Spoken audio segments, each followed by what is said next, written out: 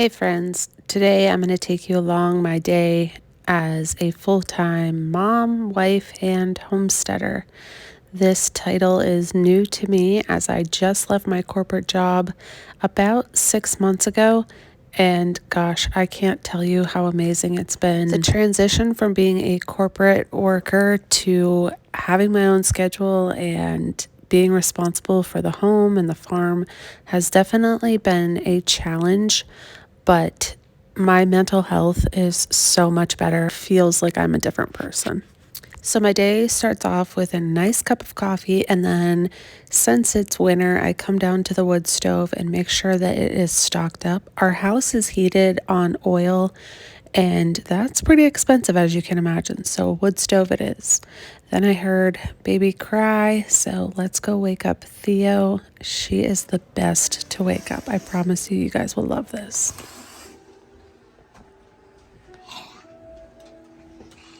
Good morning. I love.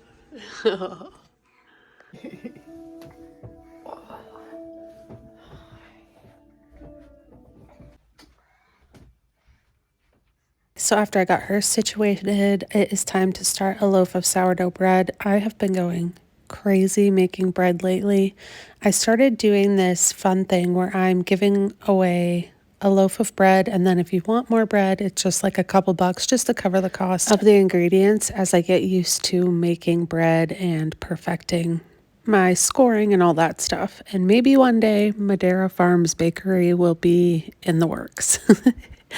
But this is my really simple loaf recipe. I'll put a card here at the top of the screen. If you're interested in it, definitely check it out. It's so easy. It's almost foolproof as long as you have an active starter. If you're not yet where you want to be, if you're not yet on that property, growing the garden, having the goats, whatever it is, sourdough is the perfect way to get your mind and hands ready. I always tell people that sourdough is like the gateway drug because once you experience the feeling of making something with your hands or from scratch, it's honestly addicting. I think this is how we were meant to be as humans. We were meant to work with our hands. We were meant to make things from scratch. And to see that your family actually loves it and enjoys it is just the cherry on top of the pie. Sourdough has been quite the journey for me, if I'm being honest. I tried it for many years without success, and I just kept going back to it. And then I finally got it and was doing great. And then I just ended up throwing out my starter because I was kind of over it. And then a friend gave me a new starter. So here we are. Good morning. Yes, it is. It's a school day. I love waking my kids up. It's just something about them, like freshly awake, that makes me so happy. But now I'm just going to make breakfast. We're just doing eggs and toast. I honestly don't really do anything too fancy for breakfast, especially when it's just us, because my son probably won't eat it anyways. For the next part of the morning, I'm typically on the kids' schedule. We just kind of hang out, and if I can get some cleaning and laundry done, then we do that. I am really bad at putting laundry away. I can get it washed and dried, but getting it folded and into everyone's drawers and hung up is just the hardest thing for me.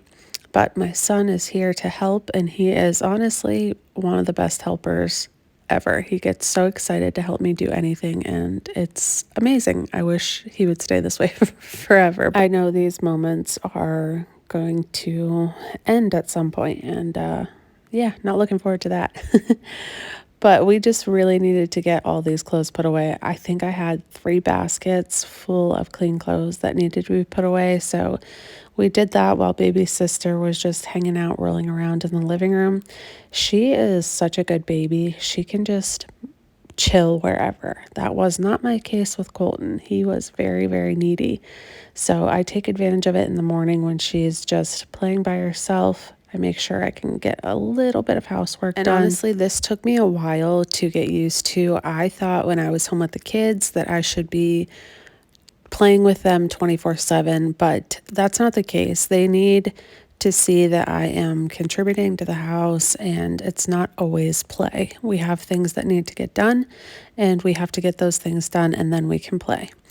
So now it's time to get down to the playroom. If you guys remember, I think it was in a few videos ago, I was cleaning my basement and I want to make this area into like a really fun playroom for the kids.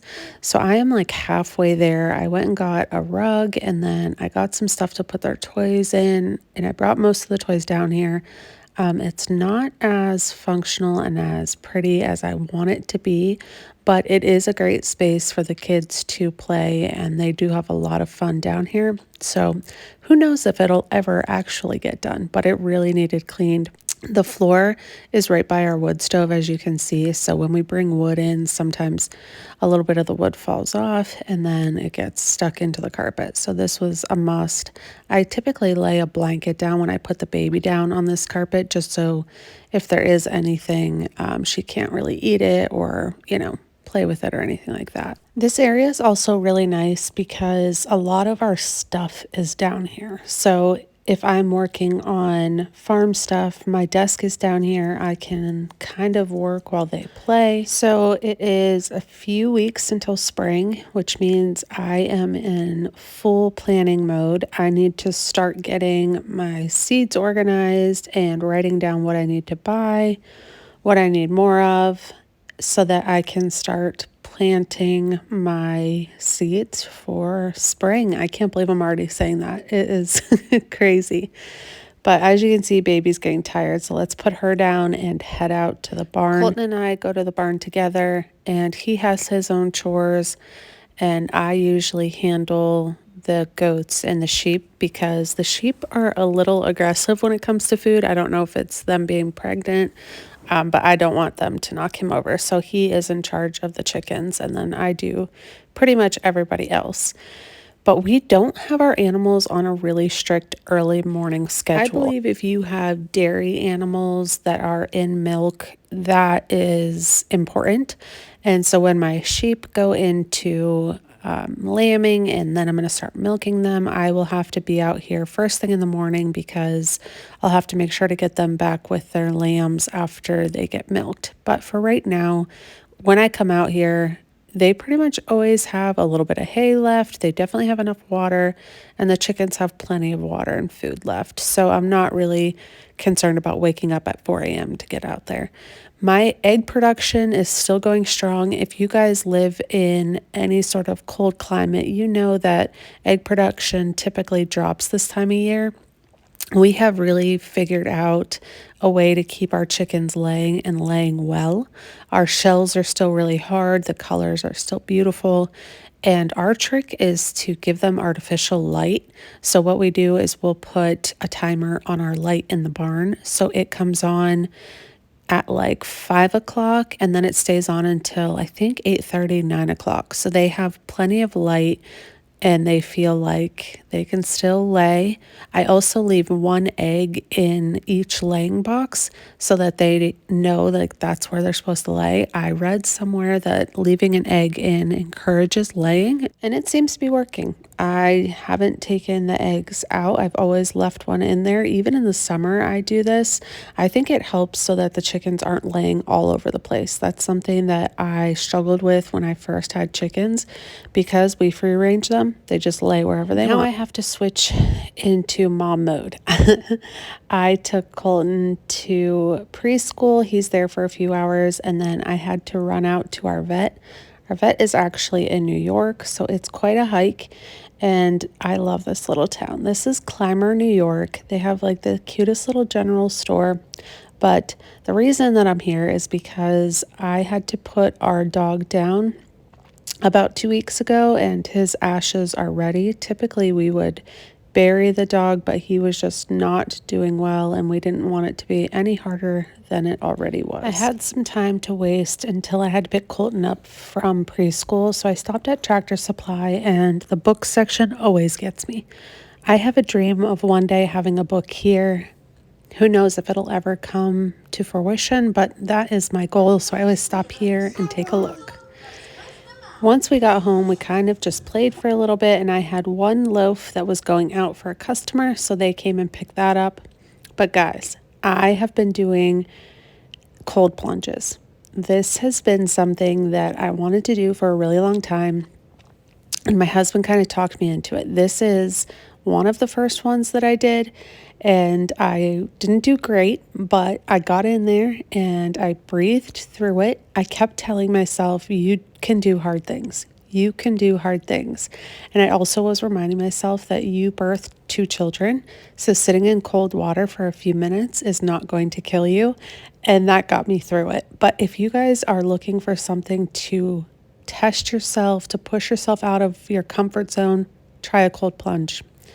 It is now time for dinner. We are having pork steak. These are steaks from our pigs that we butchered. If you're looking for an animal to get into for protein, pigs are a good choice. I'll put a video in the description of how much it costs to butcher, raise, feed the pigs, and honestly it was such a great savings for us. We're going to do it again this year, and we have quite a few local families that want us to raise pigs for them as well, so we're going to be doing that.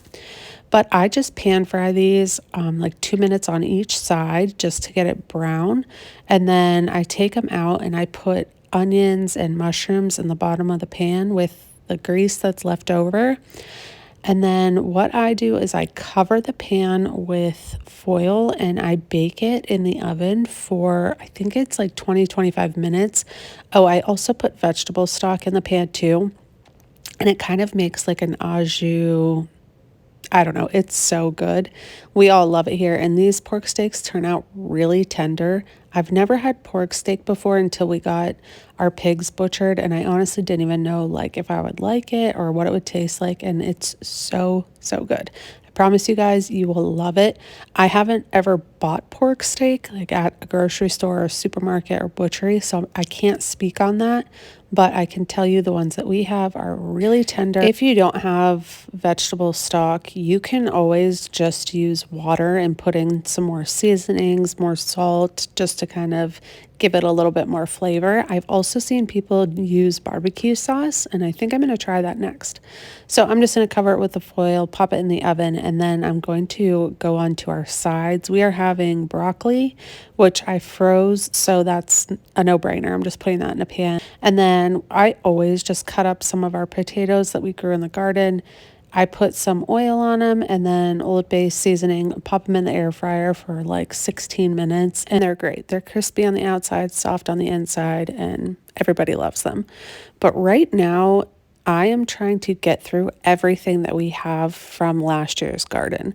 I have not been buying a ton from the grocery store because I know that spring is right around the corner and we're going to start growing more produce. We're going to get our meat chickens, we're going to get more pigs. So I really need to focus on getting rid of all the stuff that we have in our freezer right now so that I have plenty of room when everything comes for this year.